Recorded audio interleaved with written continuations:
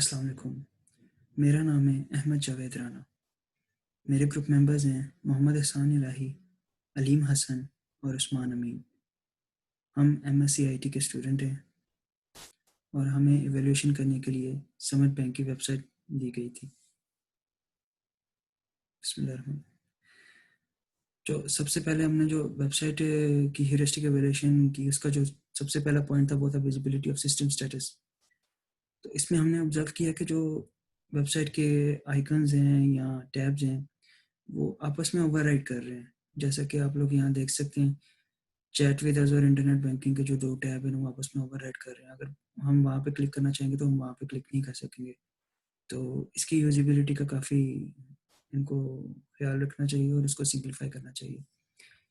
उसके बाद जी second point है match between the system and the real world. तो यहाँ रीडेबिलिटी का इशू आ रहा था जब हम उर्दू लैंग्वेज समिट बैंक की वेबसाइट पे सेलेक्ट करते हैं लैंग्वेज के तौर पे। तो उधर जो अल्फाज थे वो काफ़ी छोटे-छोटे थे, जिससे जो है ना रीडेबिलिटी के काफ़ी इश्यूज़ जो है ना आ सकते हैं। उसके बाद यूज़र कंट्रोल एंड फ्रीडम। इस पूरी वेबसाइट पे कहीं पे भी दूसरे बैंक्स की तरह जो है ना लॉगिन की फैसिलिटी नहीं है। यूज़र यहाँ पे अकाउंट क्रिएट नहीं कर सकते। तो इनको चाहिए कि ये यहाँ पे टू फैक्टर ऑथेंटिकेशन के ज़रिए जो है ना लॉगिन की फैसिलिटी भी जो है ना दे। Consistency and standard. The consistency and standard. कोई भी एक्शन जो था इस बैंकिंग वेबसाइट पे वो रिपीटेड नहीं था। काफ़ी अच्छी वेबसाइट डिज़ाइन हुई है। तो उसके बाद जो 5वां पॉइंट है वो है एरर प्रिवेंशन। किसी भी किस्म का सर्फिंग के दौरान जो है वो एरर का मैसेज नहीं शो होता। इनको मैसेज शो करना चाहिए ताकि यूज़र अपने जो है अपने स्टेटस से अवेयर ये अंदाज़ा लगा सके कि वो इस टाइम क्या कर रहा है और क्या नहीं कर रहा। इनको एक क्लियर ऑप्शन देना चाहिए बैक जाने के लिए, कैंसल करने के लिए या किसी भी किस्म के एरर से रोकने के लिए इनको some kind of message show करना चाहिए। उसके बाद छठा पॉइंट है recognition rather than recall. Home button जो था वो काफ़ी ऊपर रखा हुआ था। इन्होंने इनको समिट बैंक के जो लोगो था उसके साथ एक बड़ा सा होम बटन रखना चाहिए था, ताकि इसकी यूजिबिलिटी काफ़ी अच्छी रहती और इजीली रीचेबल होता। और इनको हर वेब पेज के ऊपर जो है एक बैक बटन या रिफ्रेश बटन देना चाहिए था, जिससे जो है किसी भी टाइम पर आप अपना जो है ना कोई भी एक्शन जो है विड्रॉ करा सकते हैं या रिट्रीव कर सकते हैं अपने पास।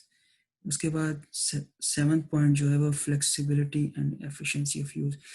तो हमने जब इस वेबसाइट को इवैल्यूएट किया तो हमने ये नोटिस किया कि कभी-कभी ये वेबसाइट ओपन होने में 5 से 7 सेकंड या 10 सेकंड्स भी ले जाती है। और कभी-कभी तो किसी पेज में जाते हुए, जैसे कि इस्लामिक बैंकिंग का एक टैब है, उसमें जाते-जाते कभी भी इंटरनेट जो है ना फेल होने का मैसेज दे देता है। कभी 10 सेकंड बाद ओपन हो जाती है और कभी वो बिल्कुल ही ओपन ही नहीं होती और एरर दे देती है। इसके बाद 8 पॉइंट जो है वो एस्थेटिक्स एंड मिनिमलिस्टिक डिज़ाइन। तो डिज़ाइन इनका बहुत ही क्राउडेड था, जैसा कि पहले बताया। डिज़ाइन बहुत ही क्राउडेड है और ये बगैर किसी रीज़न के बटन्स दे दिए थे स्क्रॉल करने के लिए, जो कि मेरा नहीं ख्याल के अच्छे लगते हैं और ओवरऑल वेबसाइट की जो है यूज़ेबिलिटी को भी ये मुतासिर कर रहे थे। उसके बाद 9th पॉइंट जो है वो help users recognize, diagnose and recover from errors.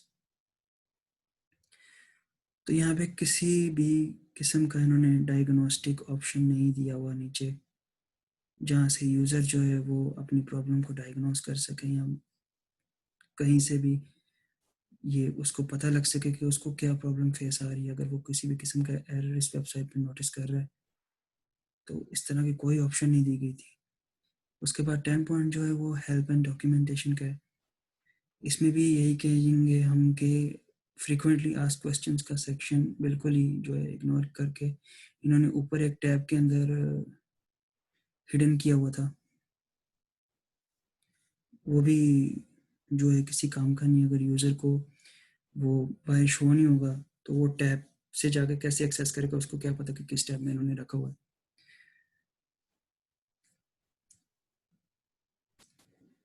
उसके बाद जो हमने वेबसाइट रीडिज़ाइन की, वो कुछ इस तरह की थी, जो कि काफ़ी मिनिमलिस्ट कर दी हमने। काफ़ी जो है चीज़ें रिमूव कर दी और काफ़ी नई चीज़ें ऐड कर दी। तो इस वेबसाइट में हमने चेंजेस ये किए कि सबसे पहले तो हमने टू फैक्टर ऑथेंटिकेशन जो है वो उसका डिज़ाइन दिया यहाँ पे।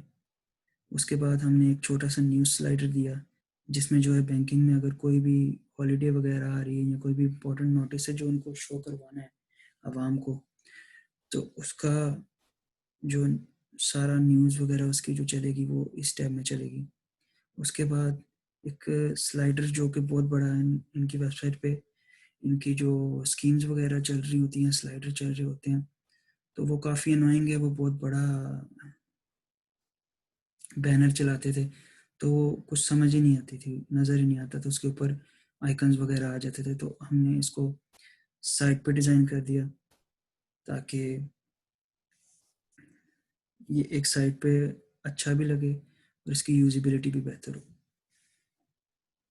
उसके बाद सर्च का टैब जो था, वो इन आइकन्स के पास था, जिस पे क्लिक करने से क्लिक हो ही नहीं रहा था। तो हम सर्च को ऊपर ले आए, एटीएम बैंकिंग को लेके आए और बैंक ब्रांचेस की ऑप्शन ऐड की और इंटरनेट बैंकिंग की ऑप्शन ऊपर ऐड की।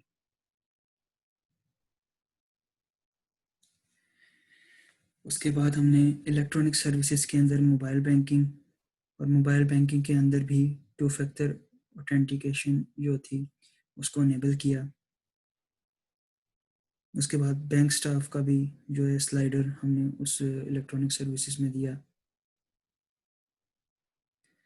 उसके बाद डिपॉजिट के अंदर जो था क्लासिक करंट अकाउंट इनका मिसिंग था, जो कि है, हम यूज़ भी करते हैं, लेकिन वो उधर नहीं था, वो हमने ऐड किया। उसके बाद कॉर्पोरेट बैंकिंग में ट्रेड फाइनेंस वगैरह जो थी वो ऐड की। उसके बाद फ्रीक्वेंटली आस्क्ड क्वेश्चंस जो इन्होंने ऊपर दिए हुए थे एक टैब के अंदर, वो हमने सामने कर दिए ऊपर।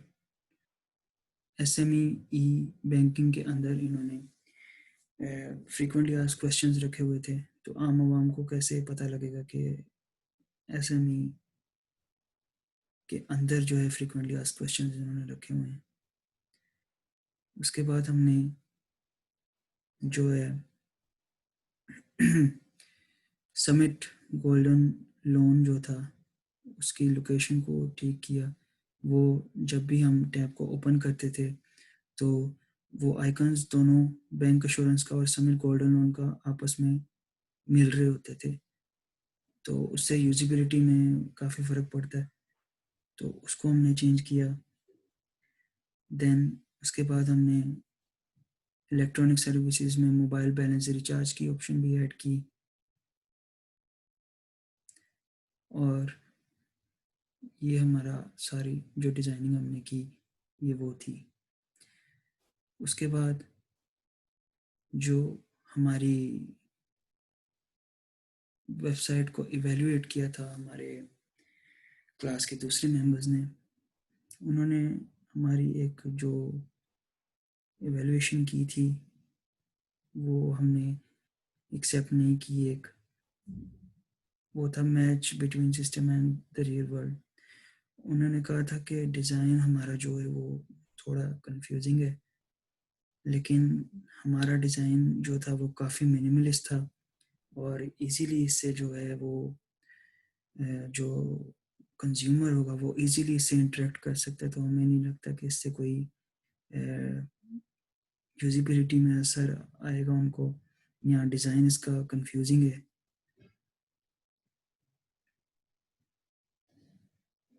उसके बाद 9 जो पॉइंट्स थे वो हमने इनके एक्सेप्ट किए। इन्होंने कहा था कि there is a good, well organized and easy to get through navigation but have organized it well. तो हमारी विजिबिलिटी काफ़ी अच्छी थी, उनको पसंद आई। उसके बाद user control and freedom, the website is accessible and free to access anywhere. तो इन्होंने भी काफ़ी अच्छा कमेंट किया। वाक़ई हमारे वेबसाइट की जो विज़िबिलिटी थी या यूज़र कंट्रोल एंड फ्रीडम थी, क्योंकि हमने उसमें टू फैक्टर ऑथेंटिकेशन ऐड कर दी थी, तो उसकी यूज़िबिलिटी उससे काफ़ी बेहतर हो गई थी। तो कंसिस्टेंसी काफ़ी वैसे भी अच्छी थी, तो उधर कोई चेंजिंग करने की हमें कोई ख़ास ज़रूरत नहीं पड़ी। एरर प्रिवेंशन, ये भी हमने वैल्यूएशन की एक्सेप्ट कर ली। The website they have redesigned doesn't have any errors. There was some errors in real website but they have redesigned it smoothly.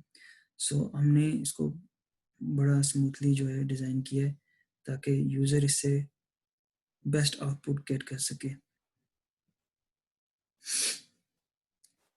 उसके बाद जो इन्होंने रिमार्क्स दिए थे कि रिकॉग्निशन रेदर देन रिकॉल में, तो हमें जो है इनके काफ़ी हद तक जो है वैल्यूएशन एक्सेप्ट की और हमने उसको चेंज करके तो उसको रीडिज़ाइन कर दिया।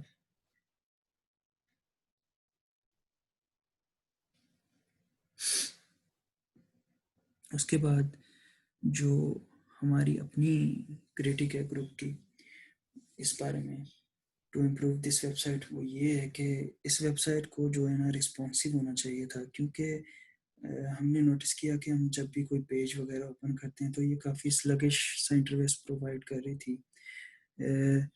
तकरीबन 5 से 7 सेकंड एक आम पेज जो मेन होम पेज है वही लोड होने में वो टाइम ले रहा था। तो मुझे नहीं लगता कि एक आम यूज़र को इतना वेट करवाना चाहिए और वेबसाइट को रिस्पॉन्सिव करना चाहिए इनको।